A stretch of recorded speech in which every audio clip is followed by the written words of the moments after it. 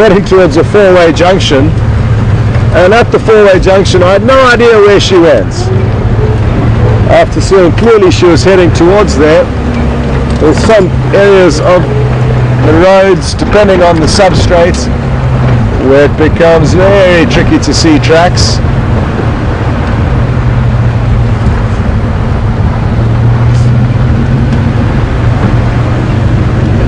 So we've got our work cut out for us over the coming months. But one theory that I suggested the other day is that even though it becomes much thicker, therefore harder to see into the bush, and also much harder to track due to the rain, making the ground very hard a lot of the time, or simply washing tracks away, we still manage to find a lot of animals in summer. And I was trying to work out in my head, why is it that we can still even manage to find them in summer when we battle in winter when the conditions are easy? And the main theory that I came up with was that because it is so thick and unpleasant to move through the thick bush, the animals stick to the roads a lot more, and that's why we get to find them, I guess. So that's just my little theory as to why we still manage to find anything in the summer months, because it literally becomes 5 times thicker than what it is now. Where I can see 50 meters now, I'd probably only be able to see 10 meters in summer. And basically the first trees that you see that line any of the roads will be the initial impenetrable wall that you cannot see beyond. But now we can see far beyond that.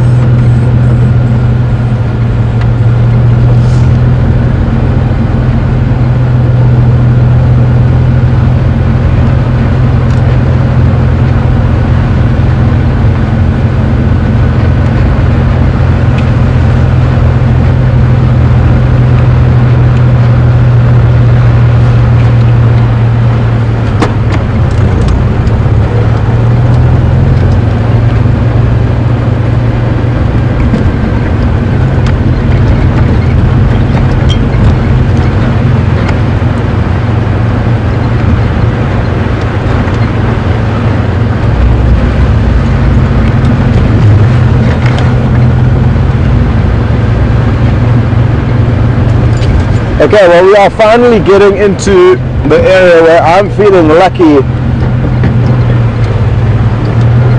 and are hoping to find you guys at least one leopard, either shadow or Madiba. Either one I'll be happy with, or ideally both of them, the mother and cub. And the area that we're approaching now is an area where she often leaves him when she goes off hunting. It's the area where she left him for 8 days, 8 full days, as she went off mating and doing some other important business that she had to tend to.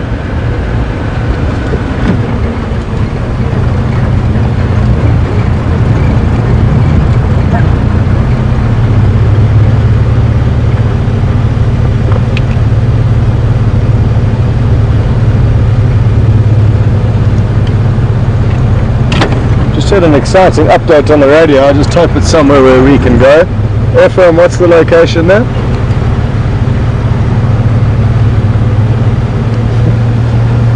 Okay, copy, thanks. Well, sadly we cannot go there, but a snake has been found by Ephraim, one of the other guides. It sounds like a small African rock python, one of my favorites. But don't worry, we'll get our chance to show you some more snakes over the coming months. We've already managed to get one so far. There's a brown house snake. Also a constrictor, like African rock python, so harmless to humans, unless of course the python, then it could cause us some damage. The African can grow to about 6 meters in length. It can be about this thick. The big females incredibly powerful snakes,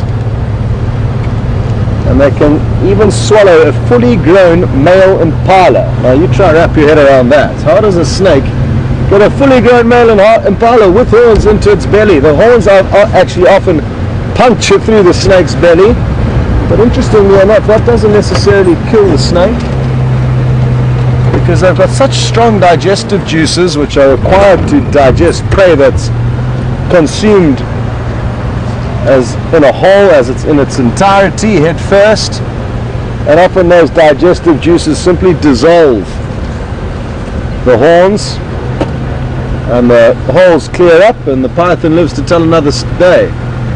How they slither around with those horns poking out must be something tricky and interesting to see.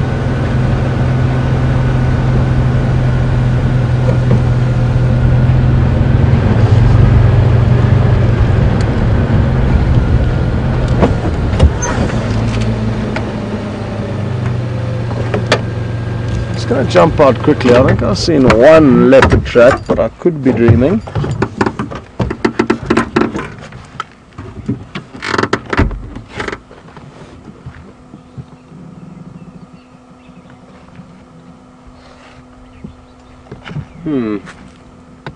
I'm not dreaming, I'm just not convinced how fresh they are.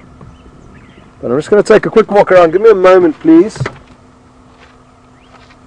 It's important when tracking not to just look at one individual track, because that can be very misleading. So even though I've seen two tracks down there and that look like they could be fresh enough to follow, I just want to take a walk up this road and investigate more tracks, and that way maybe be able to find some more clues. Nocturnal animals like white-tailed mongoose walking on top of the tracks, that's an indication of how fresh or old they could be. So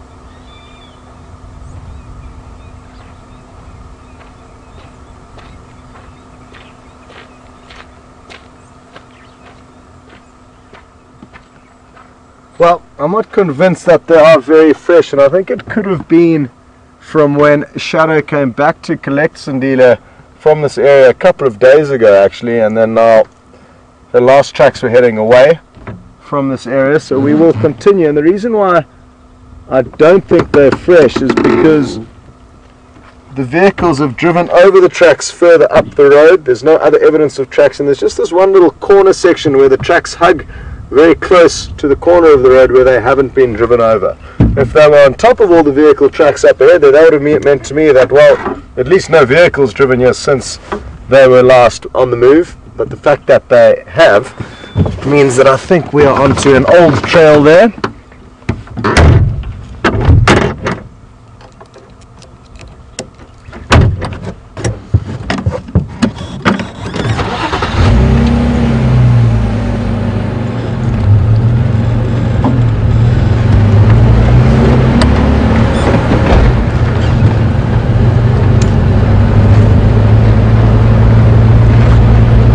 little glimmer of hope though. Certainly got me excited when I saw that track. And it's one of my favorite things to do out here. Be off the vehicle, on foot, on steaming hot tracks of either lion or leopard. Tracking rhino can also be fun, as well as elephants, but it's certainly my favorite thing to track down the big cats, especially leopard. I don't know why, there's just something about finding a leopard on foot and knowing that there are such secretive animals that do have the incredible ability to be able to hide, even if they are just meters from you. The lion are often a little bit easier because there's usually more than one of them. I think the ultimate challenge is to track down a leopard.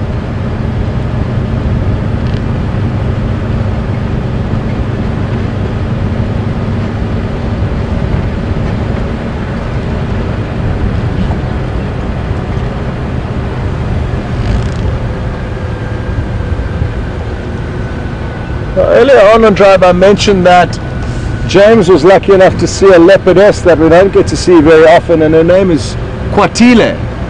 The first time I saw her, she got chased up a tree by two of the Styx lioness, and she was busy mating with Mvula, so it was not only her up the tree, it was her and Mvula, who used to be the dominant male here at Djuma. Those times have changed and he's hardly here anymore. He's further to the east, and Tingana is dominant in this area, so there's been a shift in leopard territories.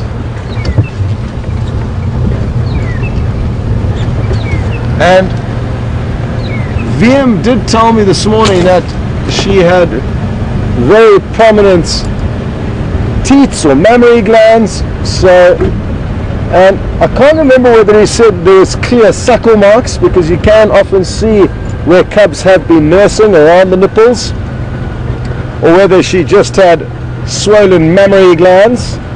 So I'm not sure if she has cubs already, but I think there certainly are good prospects of her having cubs if she hasn't had them already. So anyway, she doesn't usually spend too much time on properties where we can go,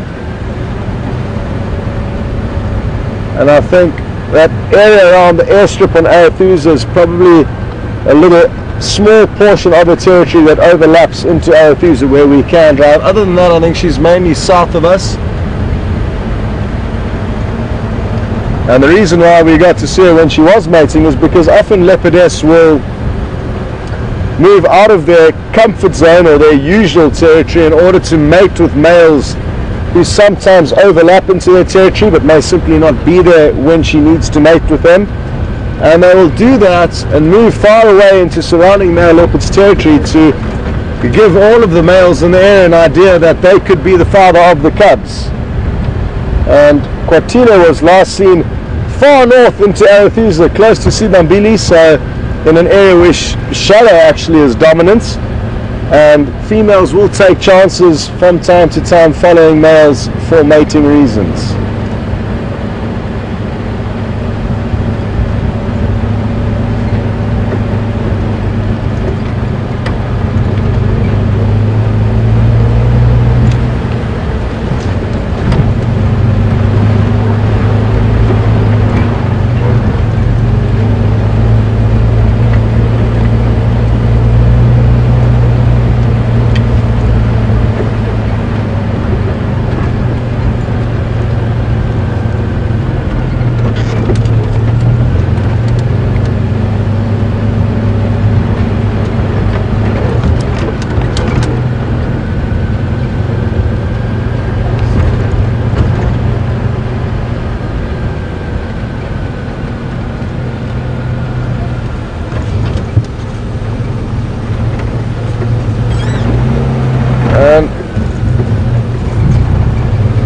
I'm told that Jen from Idaho was lucky enough to be on board with James in the sighting with Kwatile this morning, and she said that Kwatile was scent marking.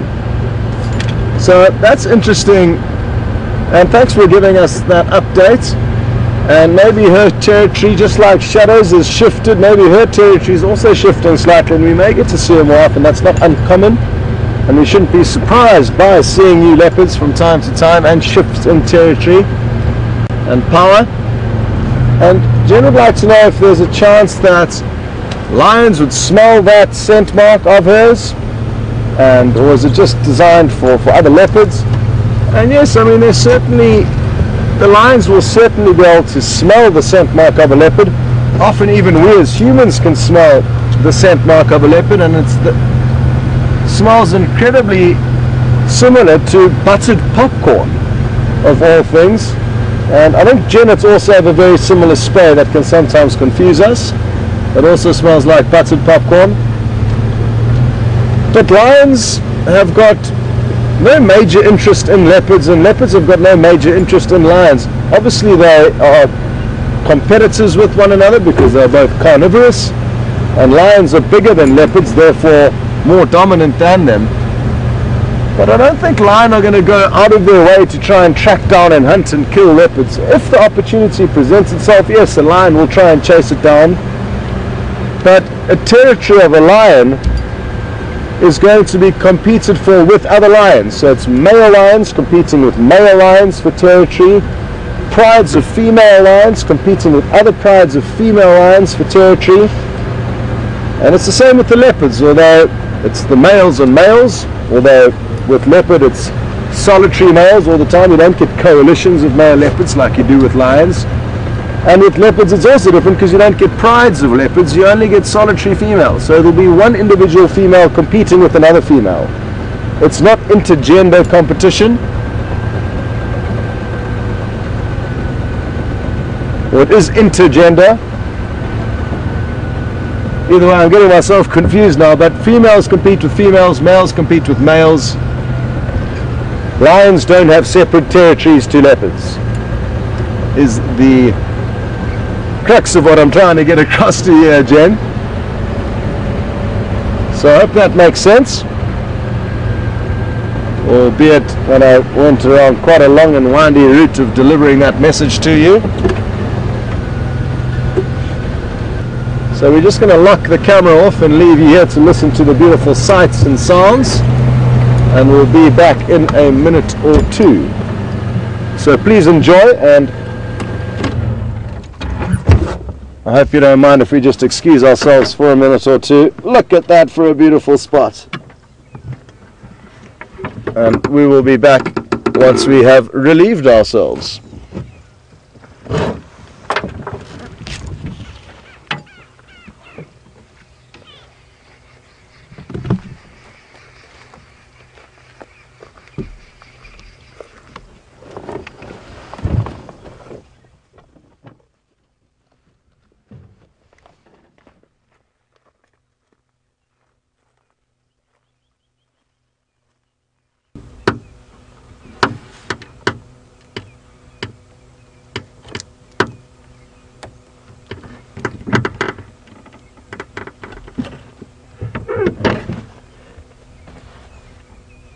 And something that we can all look forward to in the coming months.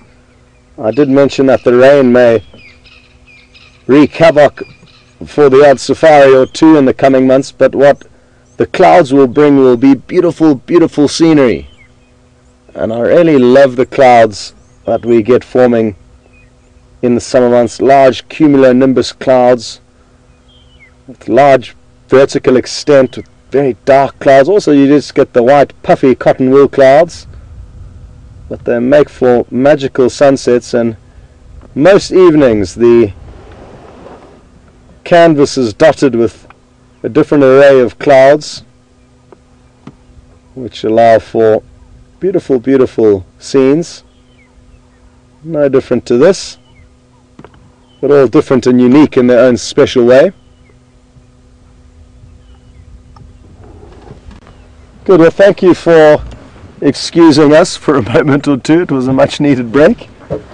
And I've forgotten what it's like to do these 3-hour solos. We used to do quite a lot of them over November and December and January when we were plagued with vehicle problems. And these poor old vehicles have been put through all kinds of hard conditions and a lot of work over the last few years, many years for some of the vehicles. and from time to time they need to just book in to the health spa and go for a revamp, which is where the other vehicle is now.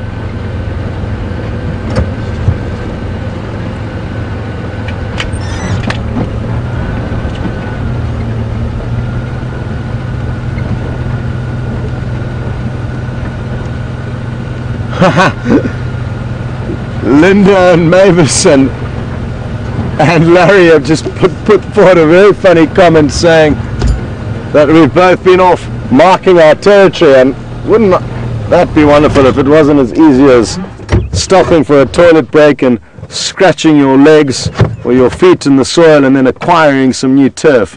If that was the case, I would be doing many, many more toilet breaks, as I would love to own a piece of this magical wilderness. But sadly it's not applicable for us, but I appreciate your humor. There's a bird up ahead, and I don't know if I've actually ever showed you one before. They're around, but we don't see them too often. And they are called Senegal lapwings. So it may be a new bird for the bird list. There's actually two of them.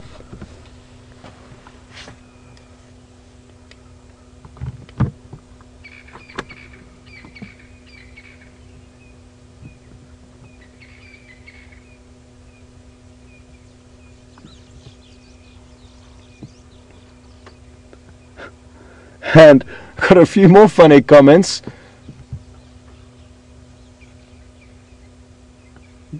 Harry has just said that, wondering what animals will be able to smell our scent mark, and to be honest, I've never actually noticed any animals smelling human scent marks, but they certainly will be able to pick up the scent, I have no doubt about that, but it's not going to play a big role in their mood or behavior, as we don't play an important role in their lives.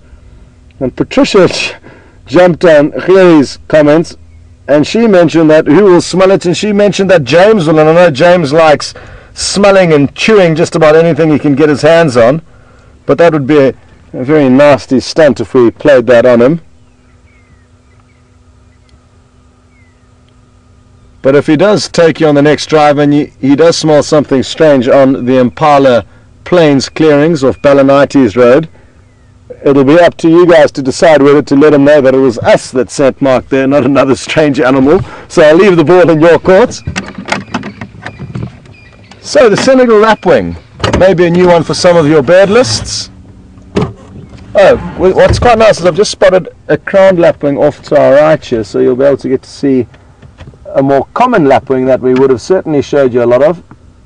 Just to the left, you got, okay, there's two there. Jean-Andre has gone for the one on the right, and you can see it's got that very clear white crown on the top of its head. So two cousins, the Senegal and the crowned lapwing.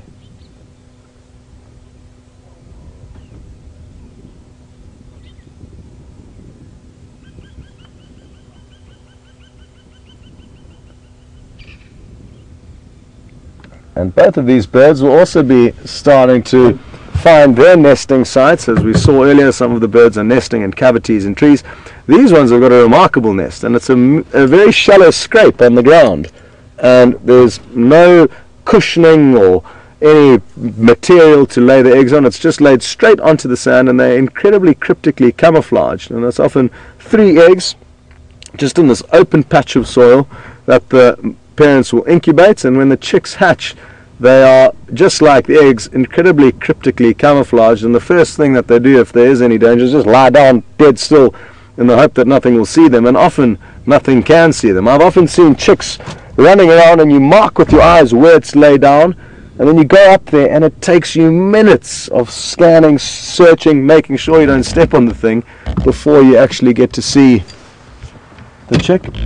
Oh good, the Senegal lapwings come by to have a better shot at the limelight here.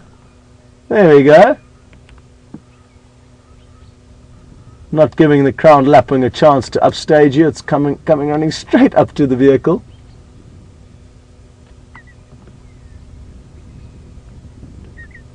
Oh, look at that! That was awesome. We need to get you on board our team full time. Looks like you're a real entertainer. And that was the most bizarre wing stretch little jump dance move I've ever seen a bird do, I think. Is that a little tick on its leg? I think it might be. On its left leg, I couldn't see clearly enough. Oh, no, it's not playing ball anymore. Turn around the other way. I just saw a very small... Oh, my binoculars can't get me quite close enough. I think it is the little tick latched onto its... the joint in its leg. Not easy to see as it's quite a fast runner. But I'm sure a lot of you have noticed that tiny little speck, and it could be a little blood-sucking parasite.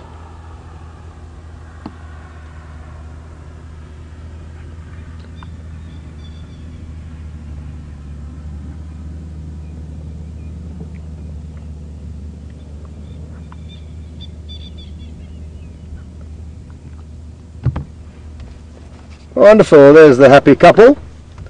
But we're going to leave them to their own devices. We've been stationary here for quite a while, which is wonderful because not only have we enjoyed the beautiful setting sun and a few birds, but it's also allowed us a few moments to just listen to the surroundings, and we haven't heard any clear indicators of any predators being in this area, so it'll be quite nice to move into a different area and then also stop and listen for a while, as this is the stage of the evening when predators are likely to get more active and vocalize. And hopefully we'll be able to hear the rasping call of a leopard, which may help us fine-tune our search for them.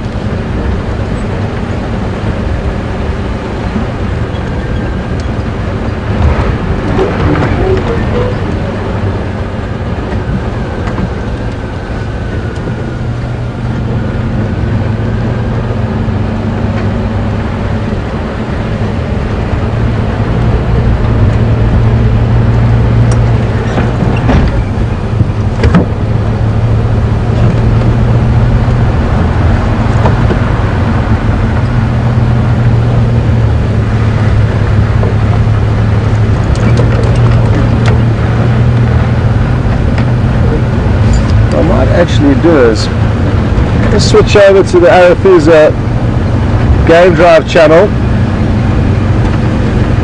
as we are close enough here to hopefully pick up some transmissions of what's going on there. It's a little bit of an issue for us. We have to go deep into Arethusa at the moment to be able to get comms with the guys a lot of the time, so it's not as easy as you may think it would be to get updates on what is happening there. So a lot of you may know what's going on Arethusa before we do, from various updates on the waterhole camera or even sometimes Facebook between drives. But there doesn't appear to be much happening here on Djuma and surroundings on this radio frequency. And maybe Shadow and Madiba have already been located not far away. Let me see if anyone can copy me. Good afternoon, can anybody copy me? Oh, hello, just wondering if there's any updates on Safari. Nothing to report on Djuma.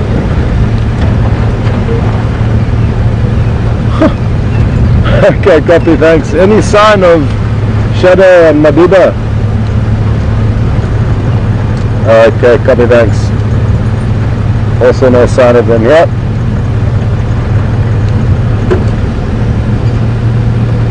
Well, that was a stroke of fortune, and somebody was close enough to hear me.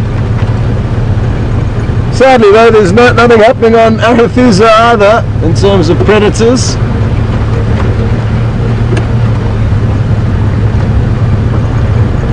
And he also mentioned that there was no clear sign of Shadow and Madiba being across there, which means they maybe are here.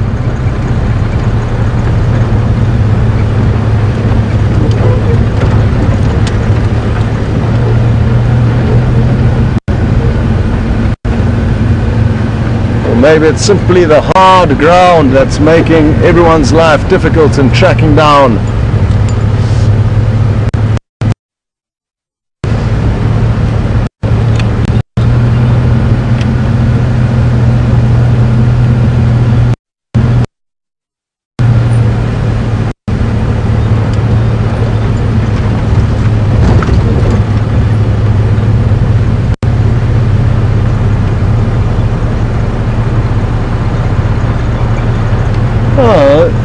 quite interesting. Julia and Diana have mentioned that they cannot find the Senegal lapwing in their bird books. It could have been a Senegal plover before a lot of the larger plovers were changed to lapwings. So it used to be the blacksmith plover, the crowned plover, the Senegal plover, then they all became lapwings. The smaller plovers, like the three-banded plover that we still see, remained plovers. So it's something that happens quite often. Birds' names gets changed. And I'm just going to stop here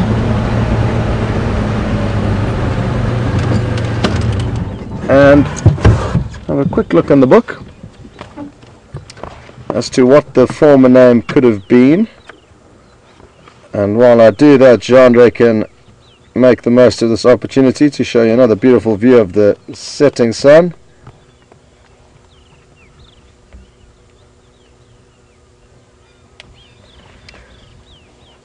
Its other name was the lesser black-winged plover. So there we go.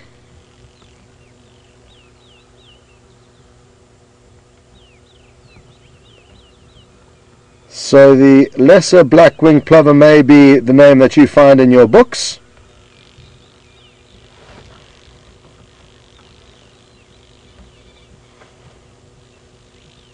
Beautiful. Listen carefully.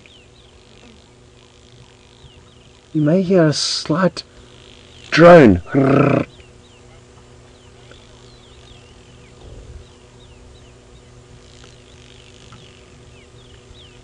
I hope you can hear it. It's very faint. And it's the loud drone of a spider hunting wasp.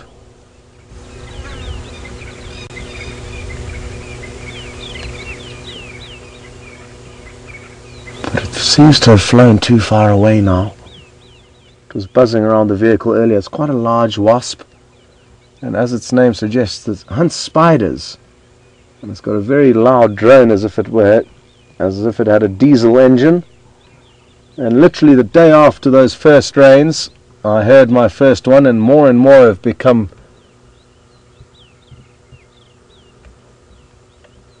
common to hear just within a week of the rains. And if we're lucky, we'll get to see the spider hunting wasp in action, catching a spider. And what they'll do is they'll bury the spider in a burrow in the ground within which they lay their egg. They lay their egg in the spider, so that when their young hatches, it's got a nice larder of food to feed on. Beautiful. I hope you enjoyed that little sunset view, and at least we got the old name of the Senegal lapwing, the lesser black-winged plover. I'm just going to take this opportunity to put on another layer as it's getting a little bit nippy. Apologies, I should have done this earlier.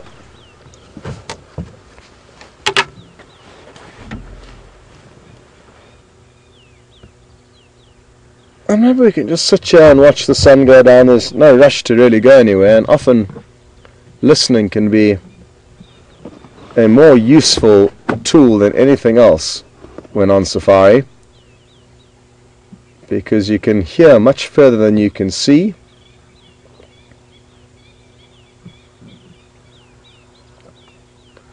There's a lot of francolins calling in the distance.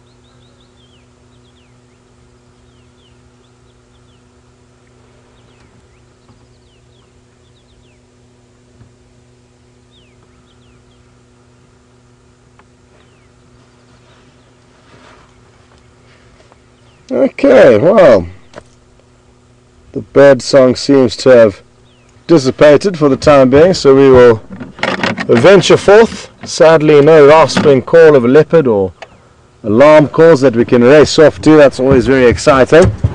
But if it happened every day and every drive, it would become a lot less exciting. So quite nice to have a variation on our safaris, and if it is your first time joining, I can assure you each safari is a different one. Some are high-paced, high-intensity, others are a little bit more slow and relaxing. This has been a slow and peaceful drive, or at least I thought so. Not too much chaos. And that's what I love about what we do out here. Every day is different, every drive is different, and we never know what is going to happen. As I say this all calmly and relaxed, we could come around the corner and be in a chaotic situation just like that. And it's important to remember, especially if you are joining for the first time.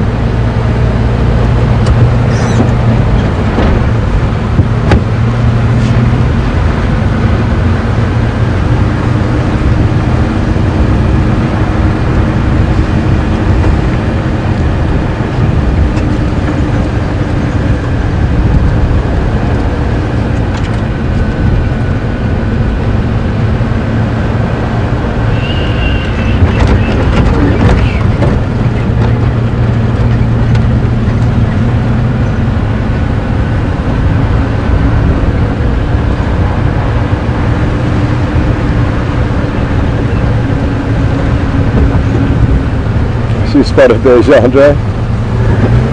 I just saw Jeandre bending over, looking very intently off to the left.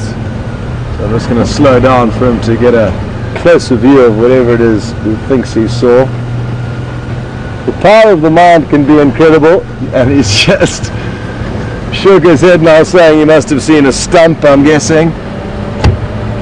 But when you are wanting to find an animal, your brain can turn the most random of objects into whatever it is you're hoping to find.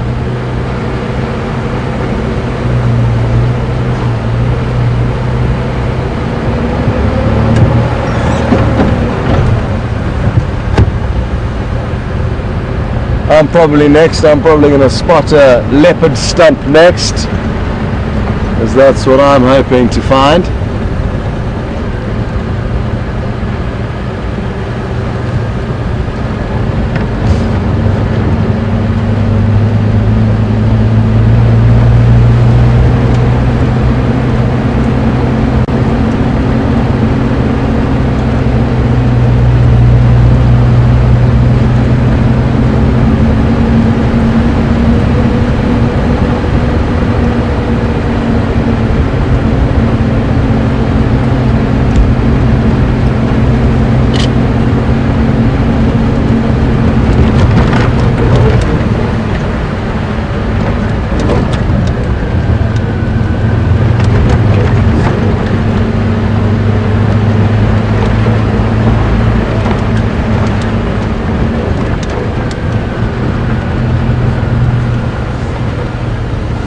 Well, before I put my jersey on, Jennifer from Missouri and I think a few others noticed the small hole in the back of my shirt, and were wondering if I got caught up in a thorn tree this morning.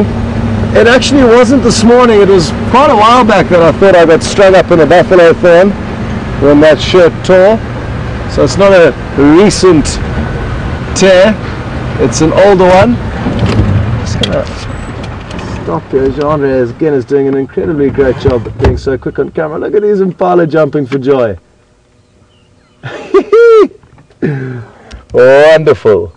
If I was an impala, I would also be jumping for joy after having dry food and not much of it for many months. Now there's a new lease on life. The glimpse that you got of that kind of, I'm trying to think of the right way to describe that running style. It's almost like a seesawing lope from their front legs onto their back legs and vice versa. But they often do that same running style when they've been chased by wild dogs. And it's the most awesome thing to see when you see impala running like that. Now, I mean, we can attribute it to the fresh new vegetation for them to feed on and the beautiful evening that's unfolding here. But in the height of summer, if you were to see them doing that, or in winter when there's no kind of climatic reasons that would make them happy, you can almost be certain that wild dogs are in the area, and they do that running style to show the wild dogs that they are fit and strong. And any impala that can't do that would obviously become more likely candidates for the wild dogs to chase down. And it's something I've only noticed impala doing in the presence of wild dogs, and that's probably because they are endurance hunters that run their prey down over a long distance, and the impala become aware of that. So it's less applicable for lion and leopard.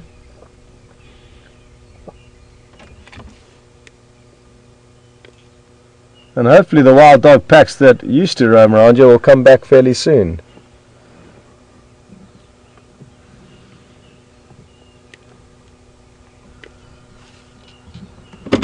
Great.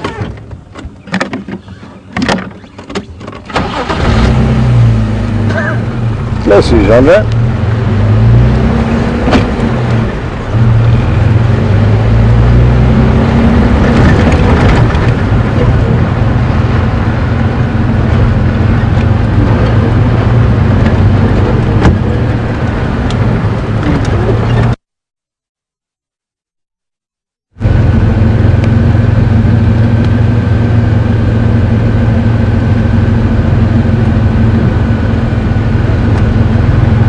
A few of you on the top of the wild dogs are interested to know on any updates on the packs that we used to see around here. They've been off denning, some to the south of us, some to the north of us, and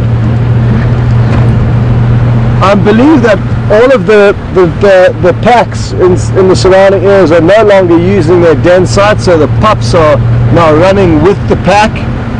And the interesting thing with wild dogs is from 3 months of age, they start running with the pack as if they were an adult, and then they don't return to a den site every day. They sleep wherever they need to sleep or wherever they fall every night. So den sites are only applicable for the months when they have very small pups, less than 3 months of age. And I'm not sure on any updates of where those pups or packs are moving, how many of those pups are still alive. A lot of them get killed within the first few months of leaving the den, either by lion, leopard or hyena. But I sadly am not sure of what is going on with the wild dogs.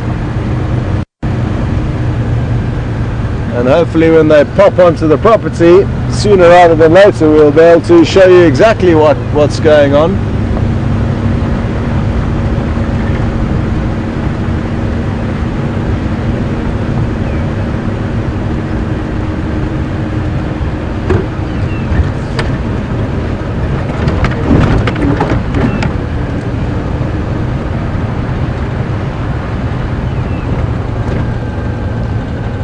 Oh, we've just had a wonderful idea through from Matthew. Good to have you on board, buddy. And he would like to know if we can go back to where Good to have you on board, buddy. And he would like to know if we can go back to where we found a scorpion the other day. Now we found two, Matty. Was it the one on the ground or the one in the tree? We can do both. They're right next to one another.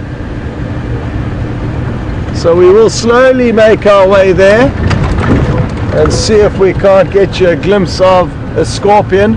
I've got my little UV torch, so what we'll do is we'll be able to search for them in various places, not only the same spot where we found those other ones. We can try a few other trees and see if we can find any other scorpions. The tree dwelling ones are probably going to be our easiest option in this area. The ones that are ground dwelling can be fairly difficult to see, as that often runs around on the roads at night. In all likelihood the males looking for females. The females don't often move very far from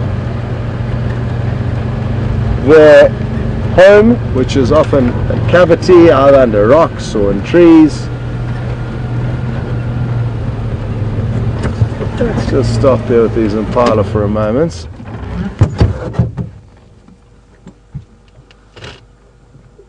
A few of them are listening very intently ahead of them.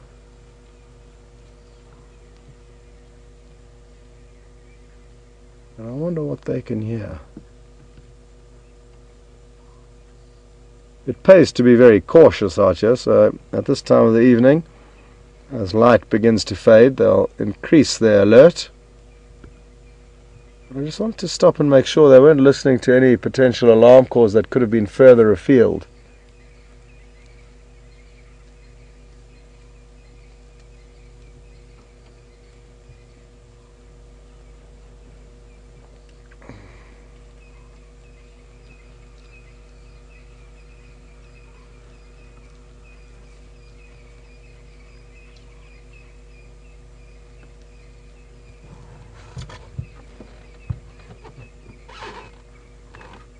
And all enjoying nibbling on the fresh green shoots of grass.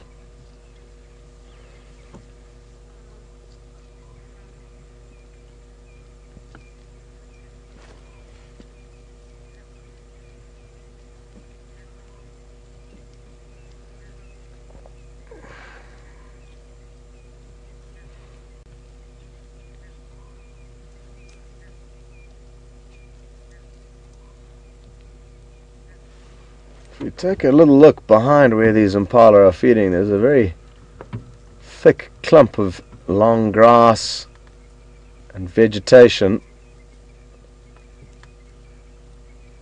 and maybe there's a leopard hiding in there, who knows.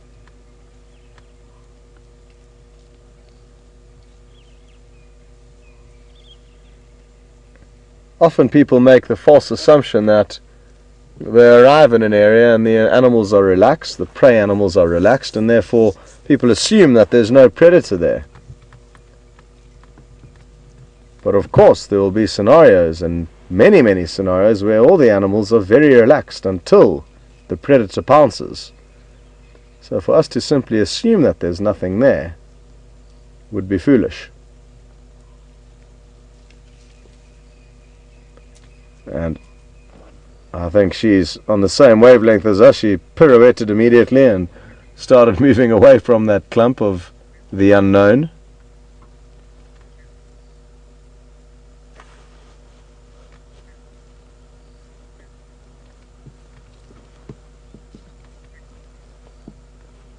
Okay, well, thanks very much, Matthew, for confirming that you would like to see the scorpion that was in the hole in the ground. So we'll try our best to see that, but if not, I'll try and find you another one in a tree, as those are more common in this area than the burrowing ones, unless of course you know exactly where the burrows are.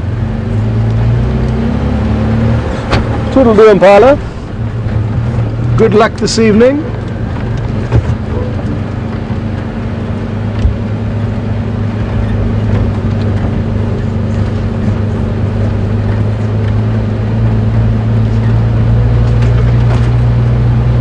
The road we're taking now is called Power Lines Road, and you'll notice there are some power lines that run along it.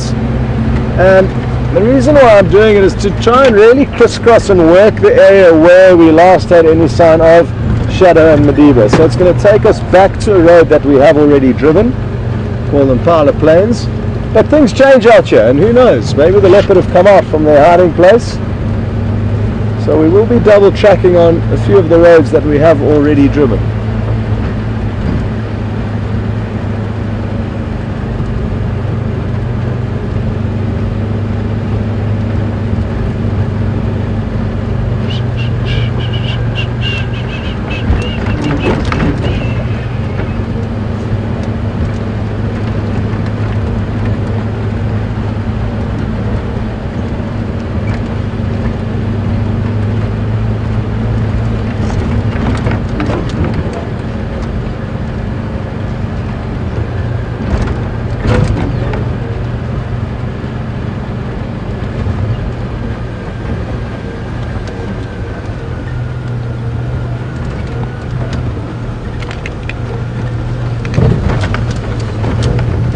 Well, happy to hear the thought of scorpions sparked up some discussion amongst you, and Joyce in New Hampshire would like to know, how many different types of scorpions do we get here, and are they all poisonous?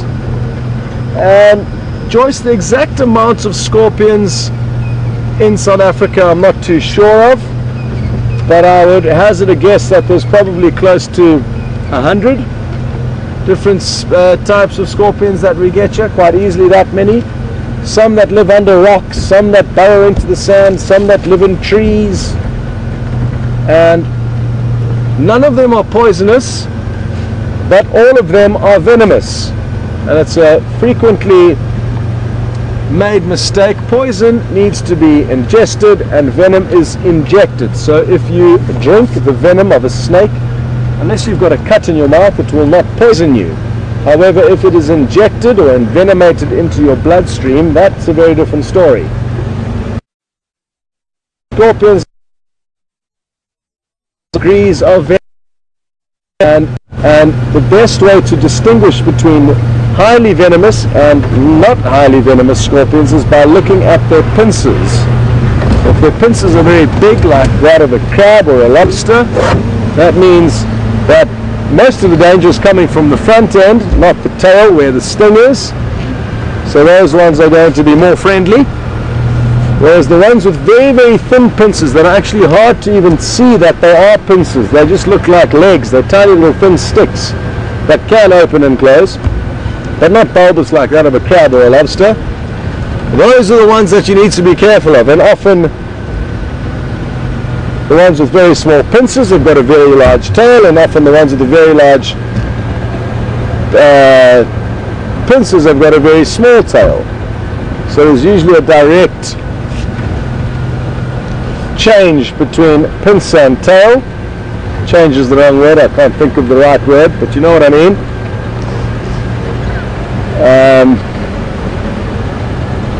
I guess contrast might be the right one, a contrast in size.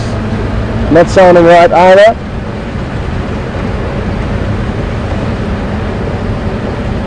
But I've been stung by a number of the scorpions in this area. None of them have been too painful. Some of them have been for research. For the main guy who writes the books for the scorpions of South Africa, a wonderful guy called Jonathan Leeming. I've done a lot of training with him, and part of the training course he asks us to sacrifice a hit from any given scorpion so that we can help to do a pain index and be able for him to write down the pain that you should experience if you are stung by any given particular scorpion. And the one that I took it from was the same one that we're going to look for now, the Epistothalmus glabrifrons. It wasn't too bad, it's just quite a nasty scorpion because it can stridulate. Now, various scorpions can stridulate in various ways. Some will rub their sting across their back, making a rubbing noise, and others can actually stridulate their mouth parts, so rub their chelicerae together, their mouth parts, to make a horrible hissing noise. And we'll be able to show you this hissing noise when we do find one of these scorpions out on the roads one night. So it's quite intimidating. It also jumps around very quickly, like a ninja. As you approach it, it can very quickly jump and do 180s from side to side. So that's also quite intimidating.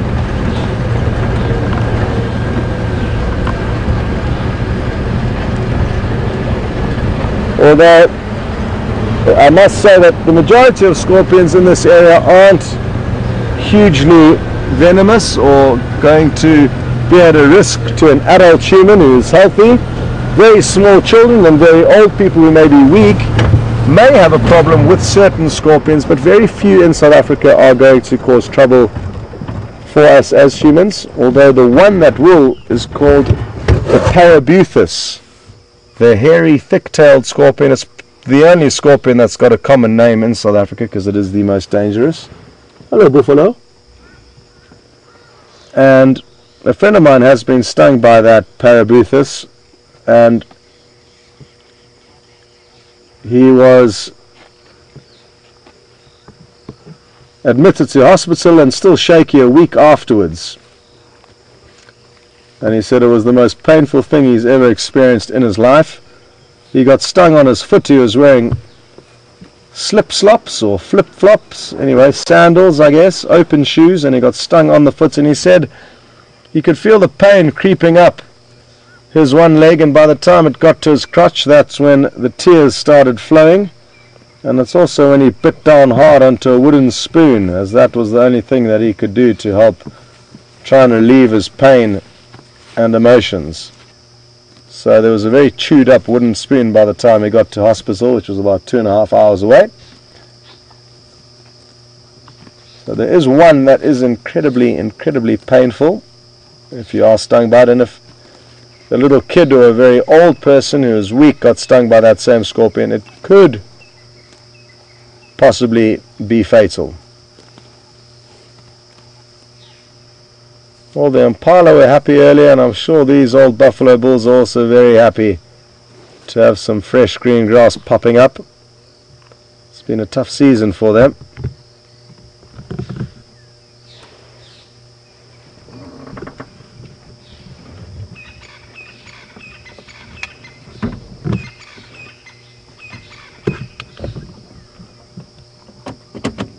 Okay, well, we're going to carry on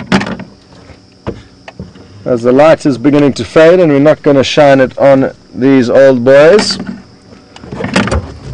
Typically, we try and avoid shining lights on any of the herbivores and only shine on the nocturnal animals, or usually predators. And that's so that we don't leave them blinded and helpless, even though we are 99% certain there are no lion in the area that are going to ambush these buffalo.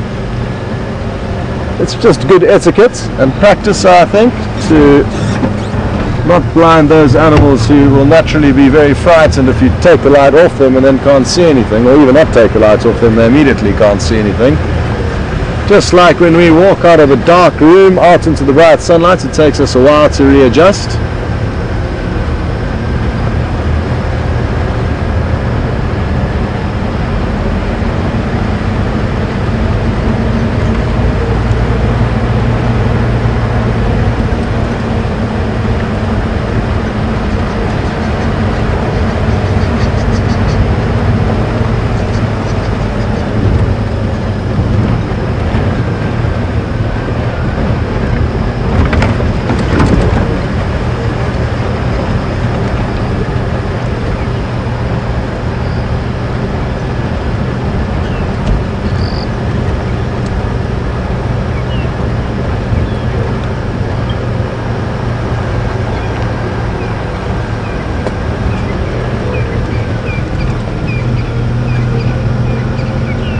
Well, I'm just hoping it gets dark sooner than later so I can pull out my little black light, which will cause these scorpions to fluoresce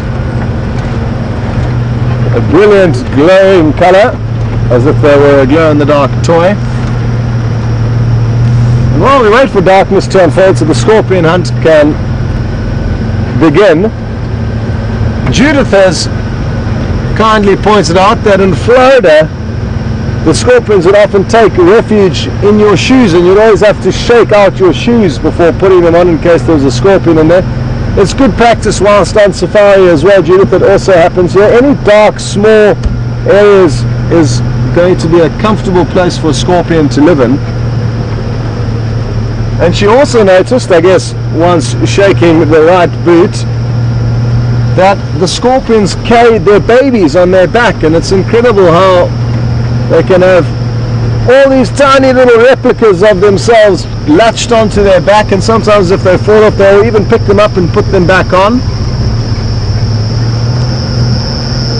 So a very unique thing about the scorpion that a lot of people wouldn't imagine, that they carry all their babies on their back. And thanks, Judith, for reminding me about that. Wow, listen to all the cicadas.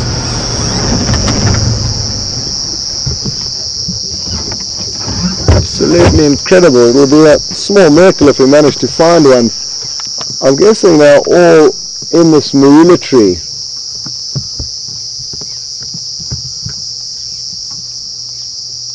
And they're incredibly well camouflaged insects.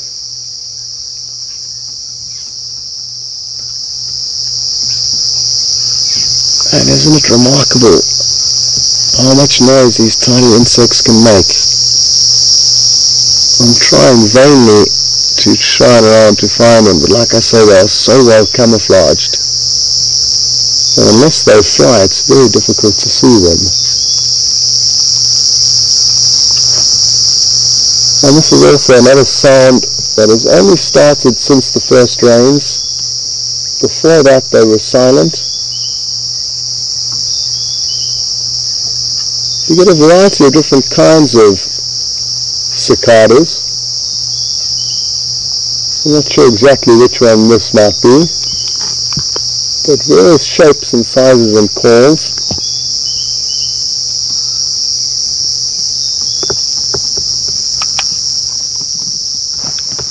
And the noise is actually so overwhelming that it's difficult to actually work out where it's coming from.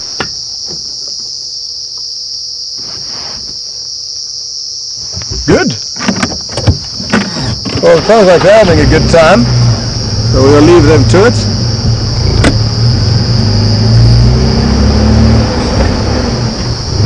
And it's time to pull out the trusty spotlight in the hope that it may help us find some interesting nocturnal critters.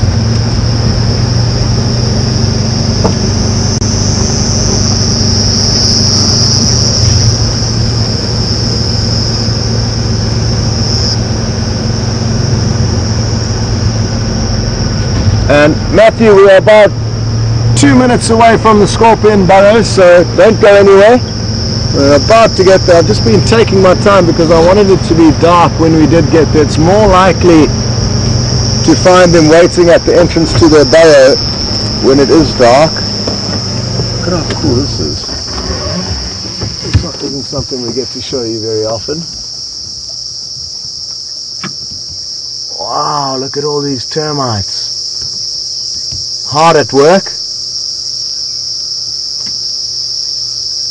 And there's a combination of soldiers who are out here.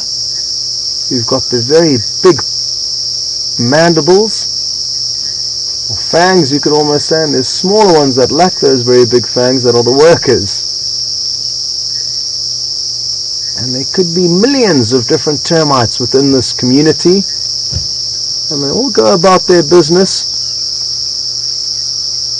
working hard to make sure the colony is doing well. And there will be one queen, one very big fat grub who is the queen, and she's basically immobile in a central chamber, and she gets room service, and her eggs get carried out of her room on a daily basis. She can lay up to 30,000 eggs a day, and those eggs get looked after elsewhere in a nursery. But all the few that we can see here are all working just for one queen.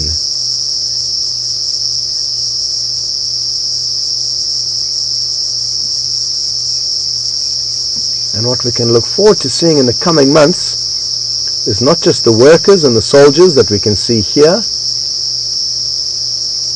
but the reproductive termites, which are winged. They've got 2 sets of wings, so 4 wings, and they will fly out probably after the next rains, I'm guessing. It's usually after the first kind of rainfall that the reproductive termites start to fly out, and they will pair up wherever they land and start a colony of their own, most of which won't succeed, but some will.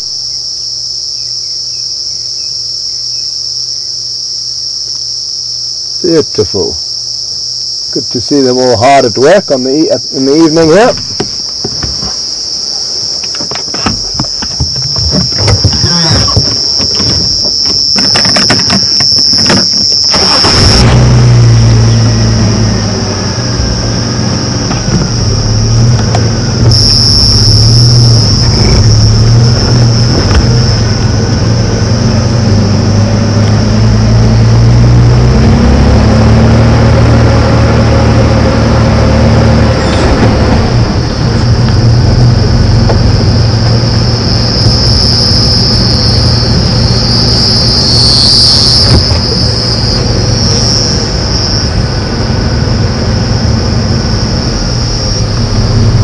Judith mentioned a bit earlier that it's worth checking your boots if you're in Florida for scorpions, and I suggest doing the same whilst out on safari. And we just got another question through from Pink I Swear. Never heard of you before, good to have you on board. And they would like to know whether we check the vehicles for snakes and scorpions before every drive. I personally don't. I just make sure I've got all my bits and pieces and that everything's in working order. There would be too many nooks and crannies to search in under the vehicle. So I'm not too concerned about them coming into the vehicle. And where we operate in this area here, it's unlikely that they'll be able to get in here very easily, whereas maybe up under the engine or the parts underneath the vehicle would be a more likely place for them to hide. But I've never had any problems with snakes or scorpions in the vehicle. It was interesting to ask the other presenters though.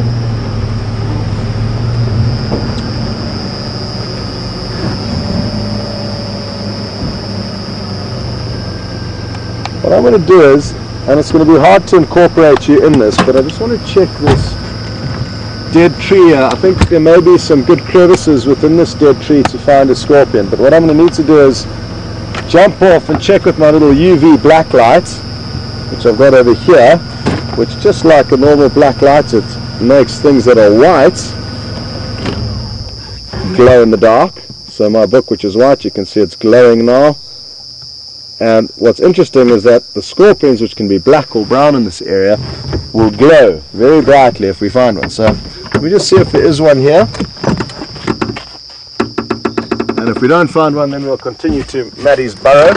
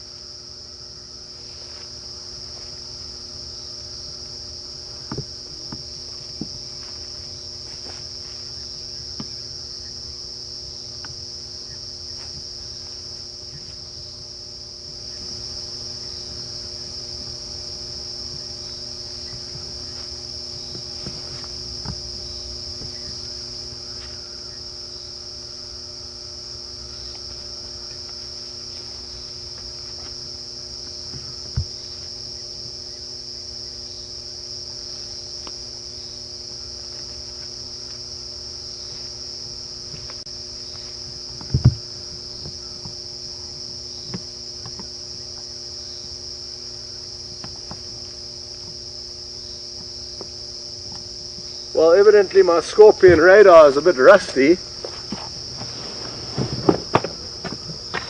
and it didn't seem to find one there. I'm convinced there's one in there. There's lots of good hiding places for a scorpion within that tree.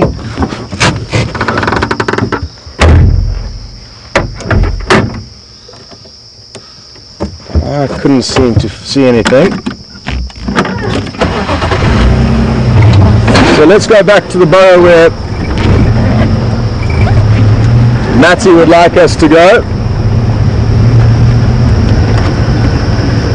It was a scorpion that was probably doing some housekeeping after the rains, clearing out its burrow, and VM miraculously spotted it on the ground. How, I'm not sure. So we know exactly where the burrow is.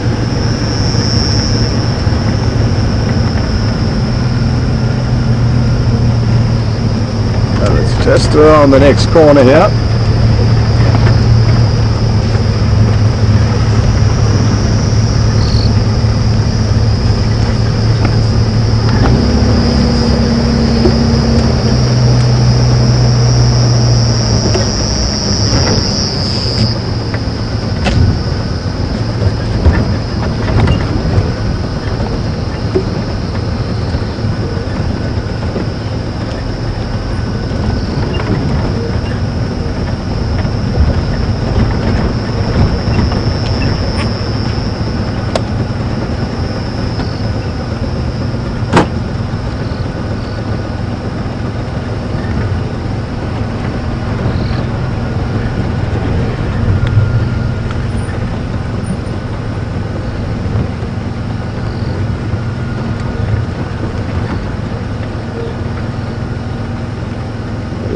concentrate here because the burrow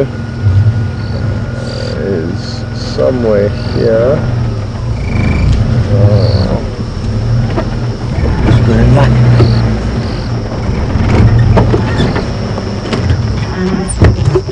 I think we are in luck. I think I can see its pincers there.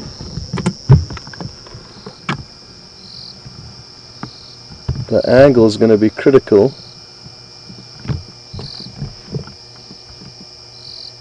There, you could see it. You could see it just retreat. Yeah. So let's see if it doesn't move again. Awesome, Maddie. Well, there we go. There's a scorpion that you are asking for in the burrow. I'm just trying to get the torch in the right spot. By torch I mean flashlight or spotlight. It's not easy because Jandre is at such a different angle to me. It's actually a miracle that you got to view the thing at all.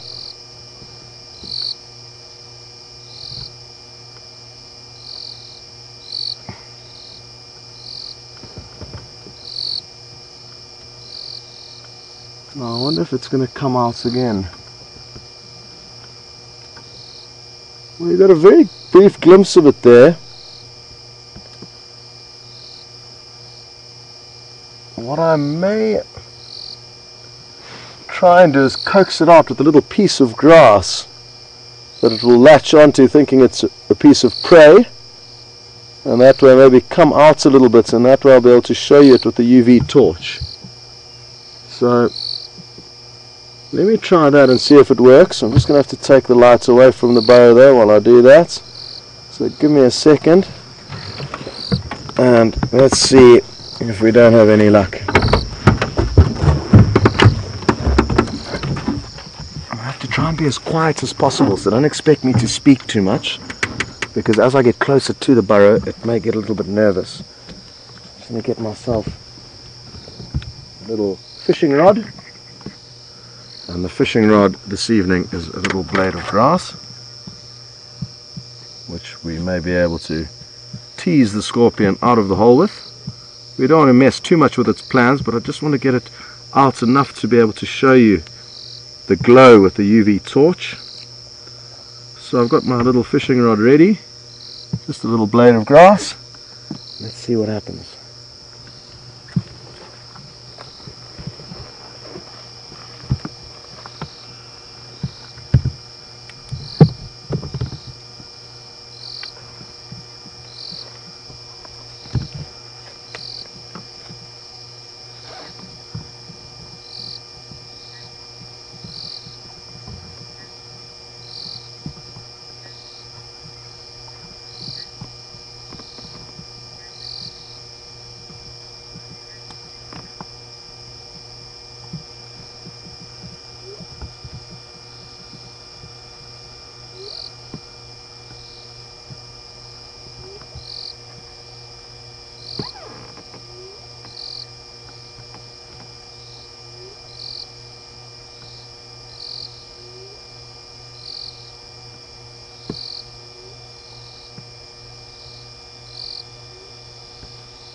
He's not interested, so I don't want to force him too much and ruin his evening, but at least we tried. What I might just do is just check the cracks of this tree, see if we can't find you another one. Otherwise we're just going to have to be patient and wait to find a scorpion out in the road to show you with the UV torch. It will be the best time to do it, and rather than harassing the only scorpion whose home we know, we will leave him alone and try another day. He didn't seem too interested in my fishing techniques, but sometimes they latch on to whatever you place into the hole and they kind of hold on to it thinking it's a piece of prey. You may have heard the whooping of a hyena. Very softly, not very close by.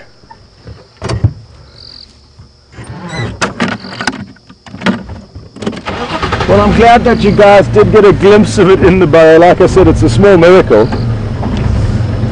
that we got to see all the way down that burrow and still managed to get a little glimpse. But we will see that very same type of scorpion more commonly than any other one in this area, as they are renowned for coming out onto the roads.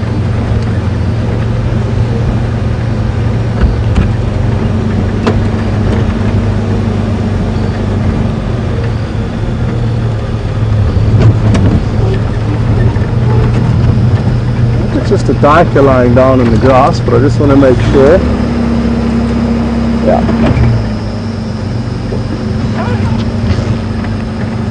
Dikers can look extremely predator-like after dark.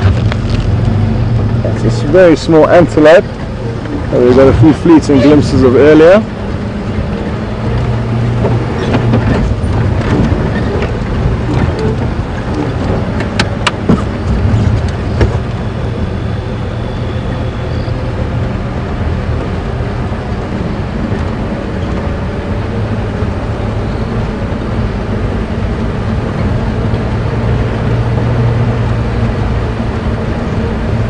All I want is to find a scorpion to show you guys now, after that little tease of the one in the hole.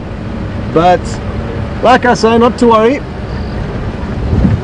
we will get our opportunity, and if we got to show you everything in one drive, you'd never come back. So just as well we don't. It's not that we don't want to, but Mother Nature often has her own plans and we just have to go with the flow.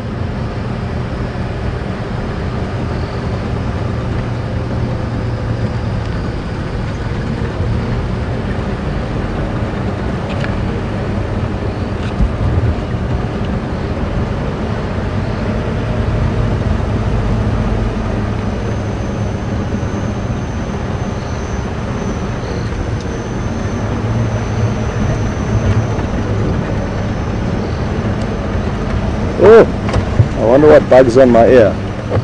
Let's try and turn around and show you guys. What does it look like, Jean-Ray? Just tilt your head up, I can't see. No, feels quite big. Can't see your ear. Where's my ear then? You just need to put your head up so it's in the light. Tilt it this way, yeah. I can just feel something big crawling around on my ear. I'm just going to try and move forward so it's easier for Jean-Ray to focus. Turn your head towards the camera. Yeah.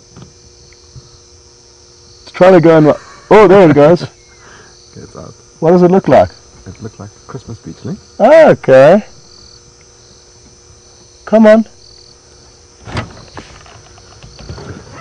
Well, I can't seem to find it, but I hope you guys got a view of whatever it was.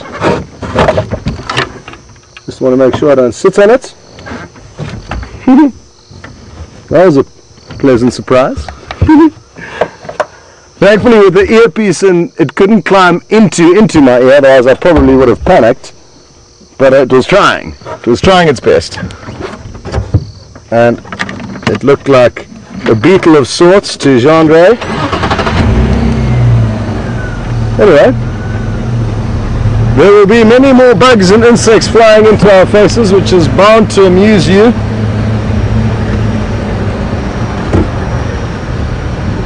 Guys, so you've got that to look forward to in the summer months.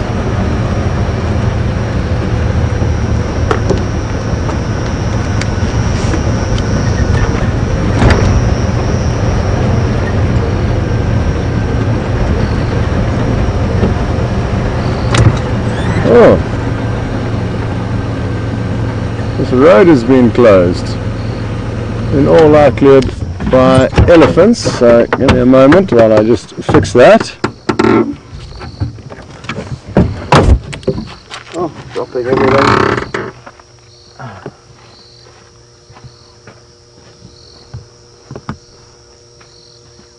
Oh, I think I may have bitten off more than I can chew here. Oh.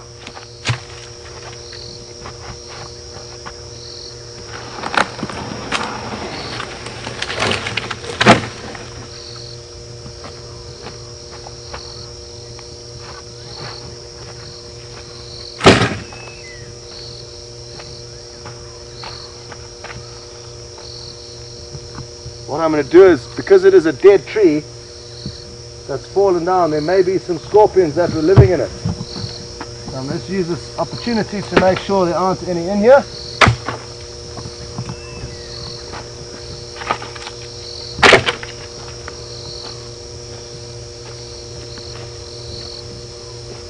Well, if they were, they've probably got into hiding deep into the cavities.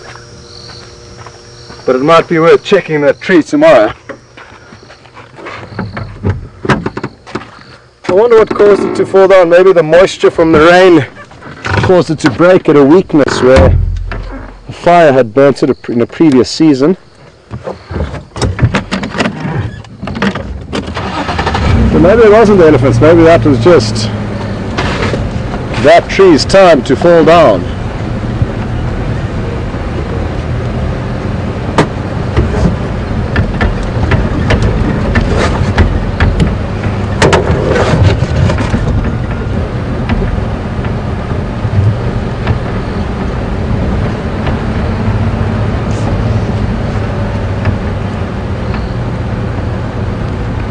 Well, the show must be drawing to a close. I hope you all enjoyed yourself. I certainly have. It's been a very pleasant afternoon out here.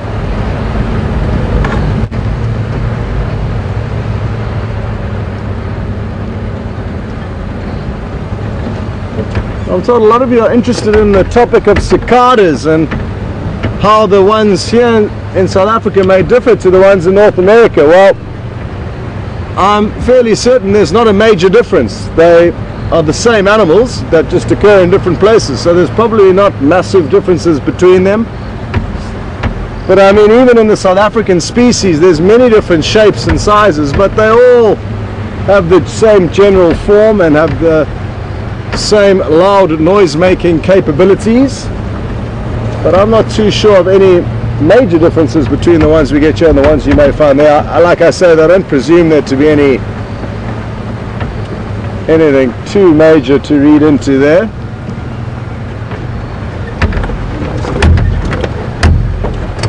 Oh, here's a little animal that we don't get to show you guys very often, so we'll just show it to you. I'm not sure what kind of a nightjar it is. I'm a bit close to it, so the bull bar will be in the shot, but they're such pretty birds. Very difficult to distinguish between the different species. They all look very, very similar, unless you fold out their wings, which requires you to catch them. The best way to identify them is by their call.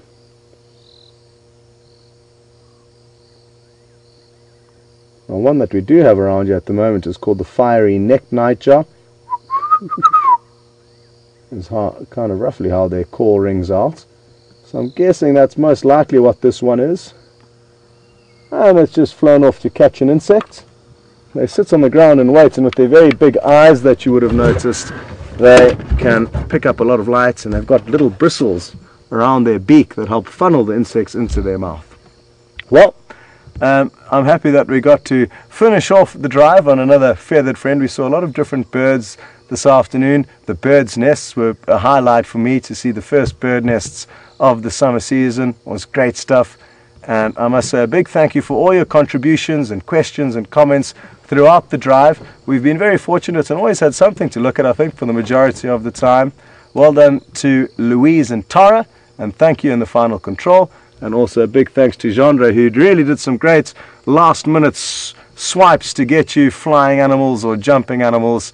Thanks again for following, and I look forward to the next safari with all of you.